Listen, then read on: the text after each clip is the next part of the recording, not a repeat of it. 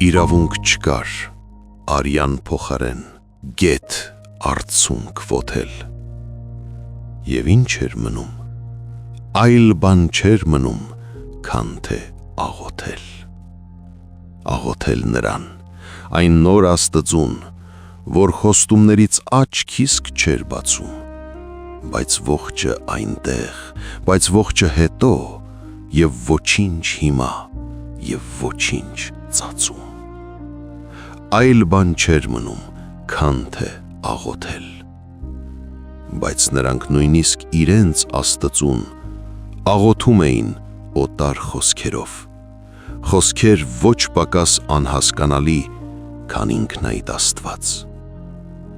Եվ մարդկանց հոգնած սրտերի վրա, որ երեկ այնպես հուզառատ էին, այնպես զգայիք, իջել էր արդեն անտարբերություն մի կործանարար,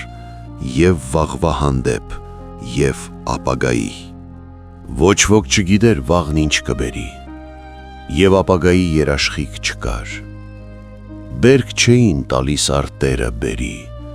նույնիսկ խոստացյալ երկինքը վերին դարձել էր մի կեղծ անկենդան նկար։ Անդնդանում էր մի անհայտություն, անորոշություն մի ամենակամ, որ վատ է անգամ որոշյալ մահից, մի անհայտություն, որ ինքն էր դարձել երկրի իրական տիրակալը չար, և կործանումի սուր հոտ էր փչում, ոչ միայն հացից, ջրից ու հողից, այլև օդից ու քամուց անգամ։ Պետք էր, շատ էր պետք ինչ-որ բան անել, սակայն ինչ անել և ինչպես։ Ու բոլորն էին այդ հարցը տալիս, իսկ պատասխանող չկար ու